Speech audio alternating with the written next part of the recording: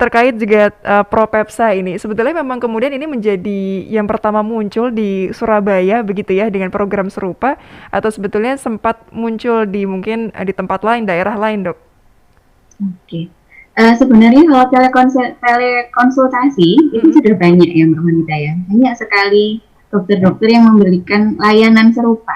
Tetapi pada akhirnya layanan tersebut menyebabkan dokternya burnout sendiri. Oh, Karena baik. kalau kita lihat sosial media, di catatan ini WA pribadi dokternya itu sekian chat belum terbuka, maaf, nakes sedang kurang fit, mohon maaf chatnya tidak bisa dibalas seperti itu. Nah, Mhm. sebenarnya banyak sekali layanan telekonsultasi seperti ini, tetapi ternyata masih dibutuhkan.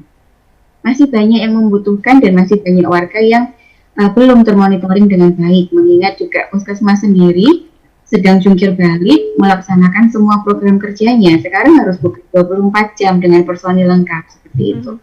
Jadi program seperti ini masih terus dibutuhkan. Itu analisa dari kami. Kemudian telekonsultasi yang sudah ada biasanya ya bersifat ini ya, insidental ya. Saya ngomongin keluhan, saya konsul ke dokter, mendapat terapi sudah. Nah, kami mencoba membuat suatu layanan yang sifatnya komprehensif yang tadi Dokter Leli sudah jelaskan juga di awal.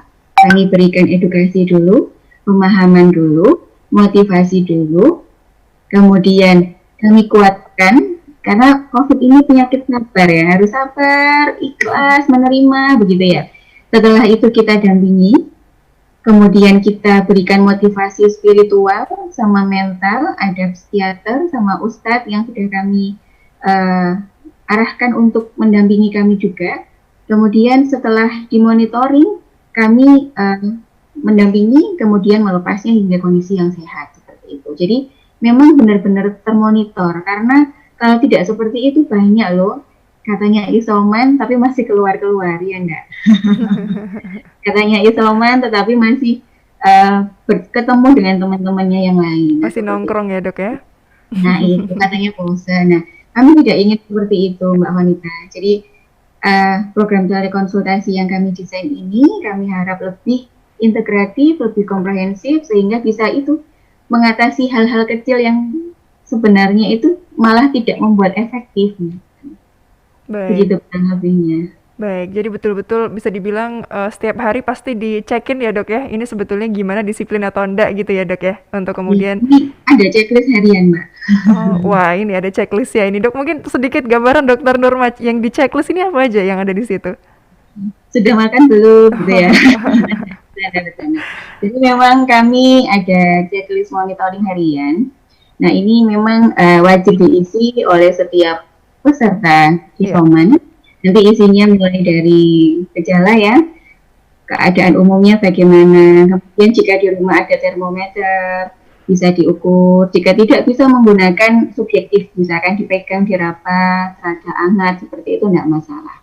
Kemudian jika ada pulse oximetry, bisa digunakan untuk mengukur saturasinya. Kemudian selain itu juga di monitor gejala-gejalanya, apakah ada batuk, mual muntah, sesak. Nah, sesak ini yang menjadi warning sign, Mhm. waspada bahwa gejala ini sudah tidak ringan seperti itu. Ini sudah mengarah ke sedang. Nah, kalau misalkan seperti itu, kita bisa sebagai dokter pendamping bisa menyarankan. Iya. Kalau tidak bisa akses oksigen, kita bisa menggunakan proning position, ya kan? Sudah ada banyak metode seperti itu sekarang.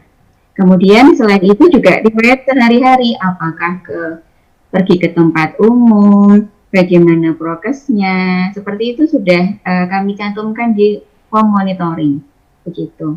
Jadi istilahnya ini ya, seperti monitoring pasien di rumah sakit, tapi ini jarak jauh seperti ini.